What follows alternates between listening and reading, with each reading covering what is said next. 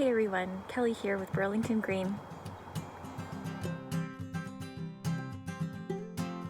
And today we're talking about how growing your own food and eating local is good for the planet. It shouldn't be a surprise to hear that there are many health benefits to gardening. It's good for our physical and mental health, but it's also good for environmental health too. And here's why.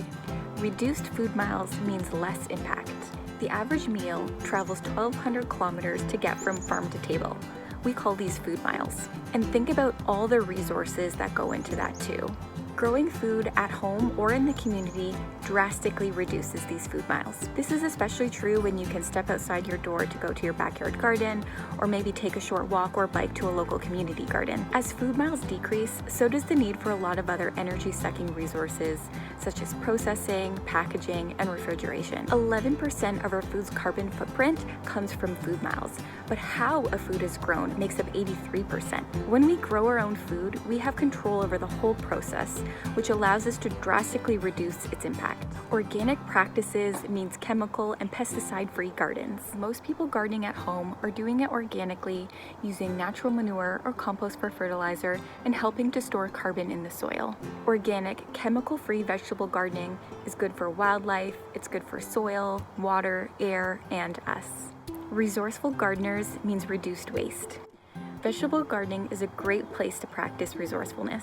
From collecting rainwater to using efficient drip irrigation systems, backyard composting, vermicomposting, and upcycling. These are all great tools and resources to use at home and in the community garden to divert waste from the landfill, recycle organic matter back into the soil, and conserve water. Variety means diversity and healthy soil. Many large-scale commercial farms practice monocropping, which is only growing one variety of food in a large space. This method often relies heavily on pesticides, using large amounts of water, and depletes the soil of its nutrients. On the other hand, small-scale gardens have a diverse variety of fruits and vegetables in a small space. This not only makes for fun diversity of food for us, but it's also much better for the soil. Food and habitat for native species and pollinators. Vegetable gardens also support our local biodiversity by providing food, shelter, and home to a variety of native species and pollinators. If having a vegetable garden isn't something that's possible for you, remember that there's community gardens, container gardening, and herb gardens for the windowsill.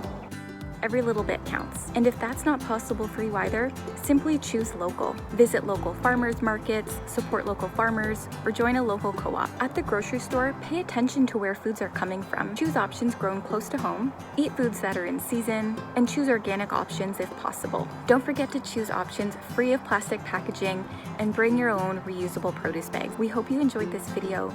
Please be sure to like it and share it with a friend. See you next time.